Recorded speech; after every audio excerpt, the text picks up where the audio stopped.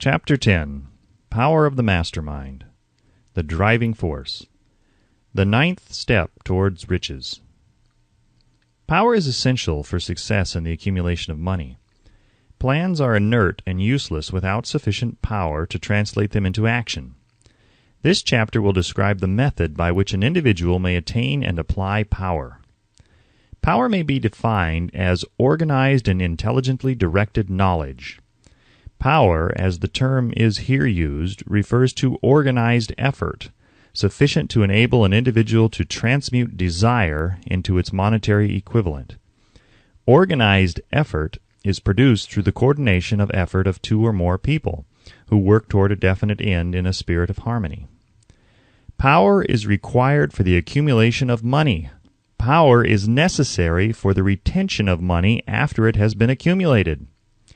Let us ascertain how power may be acquired. If power is organized knowledge, let us examine the sources of knowledge. A. Infinite intelligence. This source of knowledge may be contacted through the procedure described in another chapter with the aid of creative imagination. B. Accumulated experience. The accumulated experience of man, or that portion of it which has been organized and recorded, may be found in any well-equipped public library. An important part of this accumulated experience is taught in public schools and colleges, where it has been classified and organized. C. Experiment and research.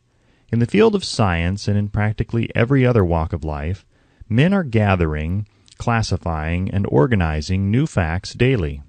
This is the source to which one must turn when knowledge is not available through accumulated experience. Here, too, the creative imagination must often be used. Knowledge may be acquired from any of the foregoing sources. It may be converted into power by organizing it into definite plans and by expressing those plans in terms of action. Examination of the three major sources of knowledge will readily disclose the difficulty an individual would have if he depended upon his efforts alone in assembling knowledge and expressing it through definite plans in terms of action. If his plans are comprehensive, and if they contemplate large proportions, he must generally induce others to cooperate with him before he can inject into them the necessary element of power. Gaining power through the mastermind. The mastermind may be defined as coordination of knowledge and effort in a spirit of harmony between two or more people for the attainment of a definite purpose. No individual may have great power without availing himself of the mastermind. In a preceding chapter, instructions were given for the creation of plans for the purpose of translating desire into its monetary equivalent. If you carry out these instructions with persistence and intelligence, and use discrimination in the selection of your mastermind group, your objective will have been halfway reached even before you begin to recognize it. So you may better understand the intangible potentialities of power available to you through a properly chosen mastermind group, we will here explain the two characteristics of the mastermind principle, one of which is economic in nature and the other psychic. The economic feature is obvious. Economic advantages may be created by any person who surrounds himself with the advice, counsel, and personal cooperation of a group of men who are willing to lend him wholehearted aid, in a spirit of perfect harmony. This form of cooperative alliance has been the basis of nearly every great fortune. Your understanding of this great truth may definitely determine your financial status.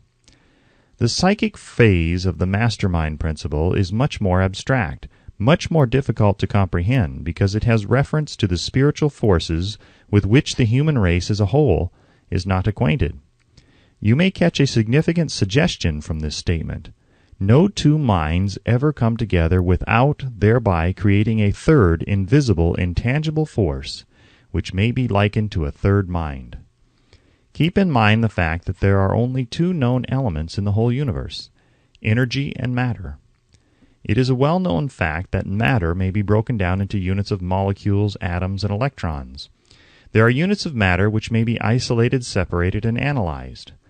Likewise, there are units of energy. The human mind is a form of energy, a part of it being spiritual in nature. When the minds of two people are coordinated in a spirit of harmony, the spiritual units of energy of each mind form an affinity, which constitutes the psychic phase of the mastermind. The mastermind principle, or rather the economic feature of it, was first called to my attention by Andrew Carnegie over 25 years ago. Discovery of this principle was responsible for the choice of my life's work. Mr. Carnegie's mastermind group consisted of a staff of approximately 50 men with whom he surrounded himself for the definite purpose of manufacturing and marketing steel. He attributed his entire fortune to the power he accumulated through this mastermind. Analyze the record of any man who has accumulated a great fortune, and many of those who have accumulated modest fortunes, and you will find that they have either consciously or unconsciously employed the mastermind principle. Great power can be accumulated through no other principle. Energy is nature's universal set of building blocks, out of which she constructs every material thing in the universe, including man and every form of animal and vegetable life. Through a process which only nature completely understands, she translates energy into matter. Nature's building blocks are available to man in the energy involved in thinking. Man's brain may be compared to an electric battery. It absorbs energy from the ether, which permeates every atom of matter and fills the entire universe. It is a well-known fact that a group of electric batteries will provide more energy than a single battery. It is also a well-known fact that an individual battery will provide energy in proportion to the number and capacity of the cells it contains. The brain functions in a similar fashion. This accounts for the fact that some brains are more efficient than others and leads to this significant statement. A group of brains, coordinated or connected in a spirit of harmony, will provide more thought energy than a single brain, just as a group of electric batteries will provide more energy than a single battery. Through this metaphor, it becomes immediately obvious that the mastermind principle holds the secret of the power wielded by men who surround themselves with other men of brains. There follows now another statement which will lead still nearer to an understanding of the psychic phase of the mastermind principle. When a group of individual brains are coordinated and function in harmony, the increased energy created through that alliance becomes available to every individual brain in the group. It is a well-known fact that Henry Ford began his business career under the handicap of poverty, illiteracy, and ignorance. It is an equally well-known fact that within the inconceivably short period of 10 years, Mr. Ford mastered these three handicaps, and that within 25 years he made himself one of the richest men in America. Connect with this fact the additional knowledge that Mr. Ford's most rapid strides became noticeable from the time he became a personal friend of Thomas A. Edison, and you will begin to understand what the influence of one mind upon another can accomplish. Go a step farther and consider the fact that Mr. Ford's most outstanding achievements began from the time that he formed the acquaintances of Harvey Firestone, John Burroughs, and Luther Burbank, each a man of great brain capacity, and you will have further evidence that power may be produced through friendly alliance of minds. There is little, if any, doubt that Henry Ford is one of the best informed men in the business and industrial world. The question of his wealth needs no discussion. Analyze Mr. Ford's intimate personal friends, some of whom have already been mentioned, and you will be prepared to understand the following statement. Men take on the nature and the habits and the power of thought of those with whom they associate in a spirit of sympathy and harmony. Henry Ford whipped poverty, illiteracy, and ignorance by allying himself with the great minds whose vibration of thought he absorbed into his own mind. Through his association with Edison, Burbank, Burroughs, and Firestone, Mr. Ford added to his own brain power the sum and substance of the intelligence, experience, knowledge, and spiritual forces of these four men. Moreover, he appropriated and made use of the mastermind principle through the methods of procedure described in this book. This principle is available to you. We have already mentioned Mahatma Gandhi. Perhaps the majority of those who have heard of Gandhi look upon him as merely an eccentric little man who goes around without formal wearing apparel and makes trouble for the British government. In reality, Gandhi is not eccentric, but he is the most powerful man now living, estimated by the number of his followers and their faith in their leader. Moreover, he is probably the most powerful man who has ever lived. His power is passive, but it is real. Let us study the method by which he attained his stupendous power. It may be explained in a few words. He came by power through inducing over 200 million people to coordinate with mind and body in a spirit of harmony for a definite purpose.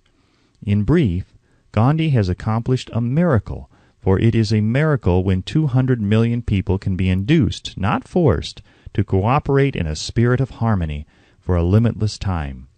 If you doubt that this is a miracle, try to induce any two people to cooperate in a spirit of harmony for any length of time. Every man who manages a business knows what a difficult matter it is to get employees to work together in a spirit even remotely resembling harmony. The list of the chief sources from which power may be attained is, as you have seen, headed by infinite intelligence. When two or more people coordinate in a spirit of harmony and work toward a definite objective, they place themselves in position through that alliance to absorb power directly from the great universal storehouse of infinite intelligence. This is the greatest of all sources of power. It is the source to which the genius turns. It is the source to which every great leader turns, whether he may be conscious of the fact or not. The other two major sources from which the knowledge necessary for the accumulation of power may be obtained are no more reliable than the five senses of man. The senses are not always reliable. Infinite intelligence does not err. In subsequent chapters, the methods by which infinite intelligence may be most readily contacted will be adequately described. This is not a course on religion. No fundamental principle described in this book should be interpreted as being intended to interfere either directly or indirectly with any man's religious habits. This book has been confined exclusively to instructing the reader how to transmute the definite purpose of desire for money into its monetary equivalent. Read, think, and meditate as you read. Soon the entire subject will unfold and you will see it in perspective. You are now seeing the detail of the individual chapters. Money is as shy and elusive as the old-time maiden. It must be wooed and won by methods not unlike those used by a determined lover in pursuit of the girl of his choice. And coincidental as it is, the power used in the wooing of money is not greatly different from that used in wooing a maiden. That power, when successfully used in the pursuit of money, must be mixed with faith. It must be mixed with desire. It must be mixed with persistence. It must be applied through a plan, and that plan must be set into action. When money comes in quantities known as the big money, it flows to the one who accumulates it as easily as water flows downhill. There exists a great unseen stream of power which may be compared to a river, except that one side flows in one direction, carrying all who get into that side of the stream onward and upward to wealth, and the other side flows in the opposite direction, carrying all those who are unfortunate enough to get into it, and not able to extricate themselves from it, downward to misery and poverty. Every man who has accumulated a great fortune has recognized the existence of this stream of life. It consists of one's thinking process. The positive emotions of thought form the side of the stream which carries one to fortune. The negative emotions form the side which carries one down to poverty. This carries a thought of stupendous importance to the person who is following this book with the object of accumulating a fortune. If you are in the side of the stream of power which leads to poverty, this may serve as an oar by which you may propel yourself over into the other side of the stream. It can serve you only through application and use. Merely reading and passing judgment on it, either one way or another, will in no way benefit you. Some people undergo the experience of alternating between the positive and negative sides of the stream, being at times on the positive side and at times on the negative side.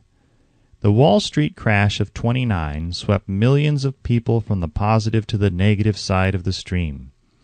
These millions are struggling, some of them in desperation and fear, to get back into the positive side of the stream. This book was written especially for those millions. Poverty and riches often change places. The crash taught the world this truth, although the world will not long remember the lesson.